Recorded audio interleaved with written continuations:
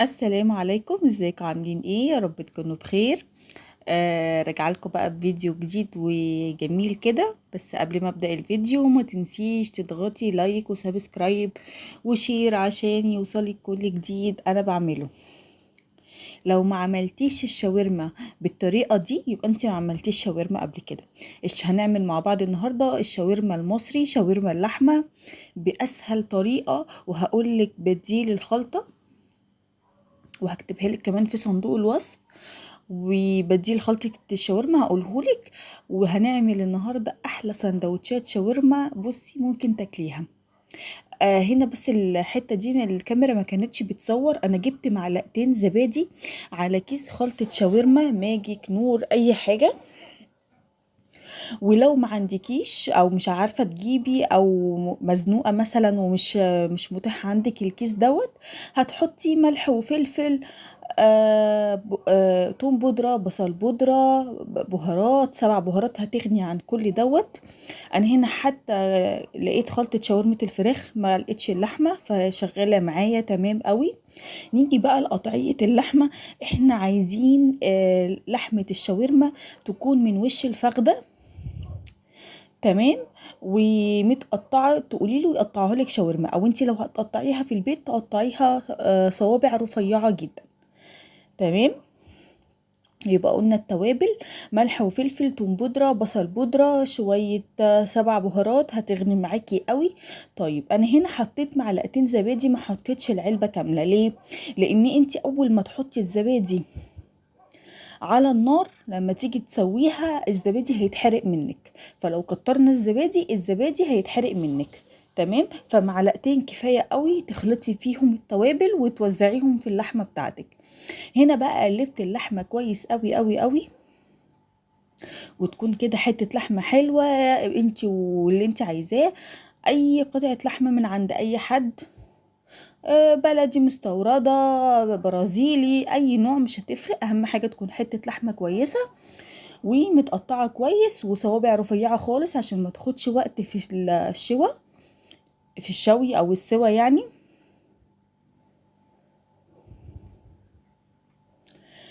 هنا بقى جبت حته ليا او حته سمنه بلدي او سمنه عاديه خالص، بس لو يا سلام بقى لو في حته ليا هتبقى جامده خالص. انا هنا كان عندي حته ليا في الفريزر، حطيت ليا وشويه زيت.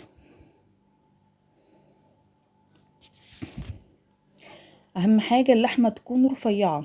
نيجي بقى للخطوه دي، انتي لازم تسخني الليا والسمنه كويس قوي. تمام. ليه بقى؟ عشان اول ما تنزلي باللحمه تديها صدمه وما تنزلش ميتها، وما نقلبهاش على طول. فاهمين؟ يعني شفتوا انا قلبتها لما غيرت لون ازاي؟ يعني انا هنا مسرعه الفيديو. ما تقلبيهاش كتير، واول ما تنزليها على النار ما تقلبيهاش الا لما الطاسه تسخن كويس قوي، وتبتدي تقلبي فيها واحده واحده.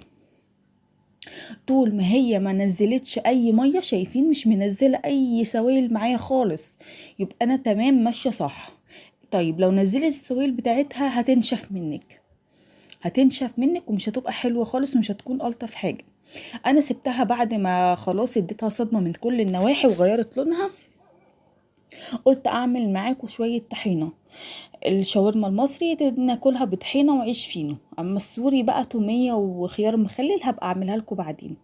هنا حطيت شويه ملح وكمون وشويه ميه سخنه، لازم ميه سخنه لان الطحينه بتاعه الشاورما لازم تكون ميتها سخنه عشان تدينا طحينه تقيله، لان الطحينه بتاعه الشاورما بتكون تقيله.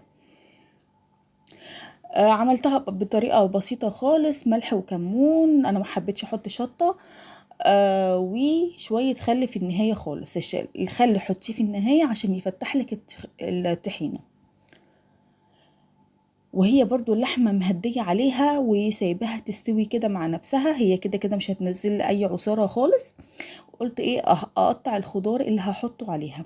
قطعت بصلتين كده حلوين وطماطمايه وعلت منها البذر رميته، وقطعت قرنين فلفل رومي. لو انت طبعا عايزاها سبايسي هتبقى تحفة قوي، قطعي قرن فلفل حامي كده. انا نسيت، بنحبها سبايسي وكل حاجة بس انا نسيت.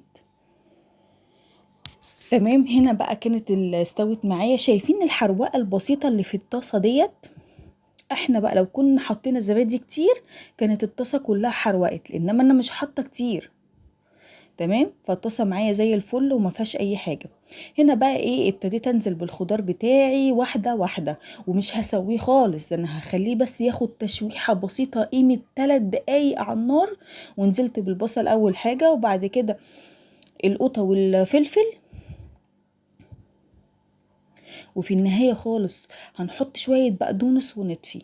لازم خطوه البقدونس دي. وحطيت شويه ملح وفلفل قيمه ما تبل الخضار. لكن الخلطة عندي تمام قوي، ما فيهاش اي مشكلة وطعمها تحفة. نيجي بقى هنا بقى خلاص بعد ما استوت معايا، انا حطيت الخضرة وطفيت البقدونس وطفيت النار على طول. تمام. عشان كده لسه اخضر معايا. نيجي بقى نعمل عندي كايزر، حطيت فيه الارضية طحينة.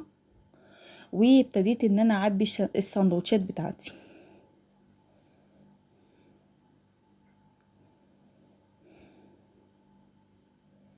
شايفين بعمل السندوتشات. انتي بقى عندك عيش سوري عايزة تعمليها بتومية مايونيز. هنا بقى ايه، حبيت اعمل حركة كده اللي بيعملوها في المحلات واحنا بنموت فيها. جبت العيش وقلت ايه، اخد الدهون والحاجة اللي نازلة من اللحمة. وبعد كده حطيت طحينة. وعملت الساندويتش دوت. كان طعمها مش مختلف خالص عن بتاعة الشارع.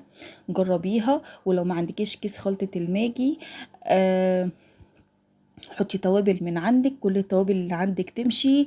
اهم حاجة تسيبيها تتبل ساعتين. اقل حاجة ساعتين، ويا سلام لو هتبيتيها. يعني يا سلام لو هتبيتيها في التتبيلة. هنا بقى قلت احط رشة مايونيز بدل الطحينة اللي هحطها من فوق. انا كده كده حاطه طحينة تحت الساندوتش تحت الشاورما. فحطيت من فوق كده شوية مايونيز.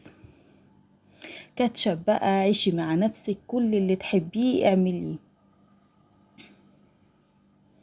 شايفين شكل الساندوتش عامل ازاي؟ وهنا بقى بعد ما خلصت، طبعا غرفت طبق لان في ناس عندي ما بتحبش الساندوتشات خالص. يعني ممكن ما تصدقهاش، بس والله عندي ناس ما بتحبها. وادي بعد ما خلصت الساندوتشات بتاعتي. قولوا لي بقى ايه رأيكم. وبالله عليكم لو عجبكم الفيديو بتاعي ما تنسوش تشتركوا في القناة وتعملوا شير للفيديو ولايك علشان يوصلكوا كل جديد. ولو عجبك الفيديو حطي لي لايك.